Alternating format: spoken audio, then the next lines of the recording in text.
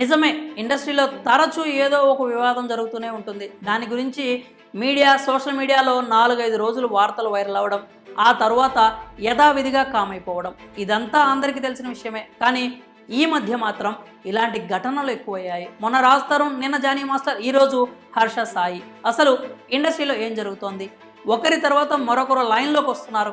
ఈ ముసుగులో ఇంకా ఎవరైనా స్టార్స్ ఉన్నారా? ఇన్ని రోజులు ఈ వివాదాలు ఎందుకు బయటకు రాలేదు? ఇప్పుడు మీడియా, సోషల్ మీడియాలో ఇదే హాట్ టాపిక్. ఇలాంటి డిస్కషన్స్ జరగడం వెనుక కారణాలు కూడా లేకపోలేదు. అందుకు సంబంధించిన పూర్తి వివరాలు ఏంటో చూద్దాం. ఇండస్ట్రీలో ఫేమస్ అవ్వడం అంత ఈజీ అయితే కాదు. కింద మీద పడి ఎన్నో అవమానాలను ఎదుర్కొంటే కానీ ఓ స్టాండర్డ్కు రీచ్ కాలేరు. కానీ ఏదో విధంగా కష్టపడి పైకి వచ్చిన వాళ్ళంతా కూడా చెడ్డ పేరు తెచ్చుకుంటున్నారు. రాజ్ తరుణ్, జానీ మాస్టర్, హర్ష సాయి, వీళ్ళ పాపులారిటీనే వీరిని ముంచిందా?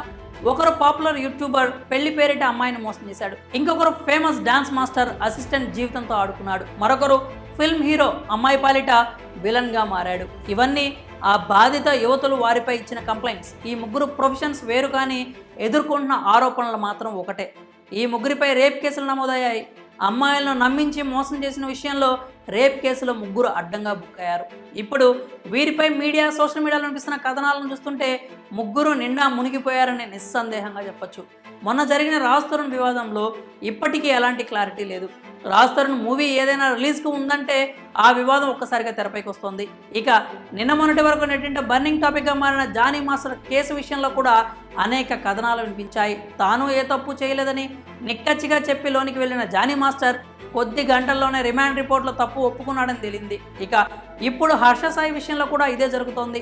ప్రస్తుతానికి హర్ష సాయి కూడా తాను ఏ తప్పు చేయలేదని, అసలు నిజాలు బయటకు వస్తాయని చెప్పాడు. మరి ఈ కేసును దర్యాప్తు చేసే కొద్దీ ఇంకా ఎలాంటి సంచలన నిజాలు బయటపడతాయో చూడాలి. మరి ఈ ముగ్గురు విషయంలో ఎవరిది తప్పు, ఎవరిది ఒప్పు అనే విషయంపై మాత్రం ఇప్పటికీ ఎవరికీ ఏ క్లారిటీ లేదు.